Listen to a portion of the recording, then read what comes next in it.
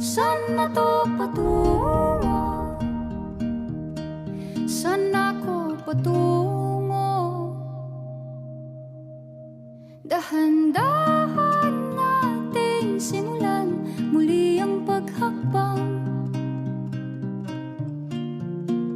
Dahan-dahang tumingin sa salamin upang makita ang ating kagandahan. Dahan-dahang iangat ang mukha upang maslayan ang payapang kalangitan. Oo, pagod ka na, pero di ka nag-iisa, kaya't lumaban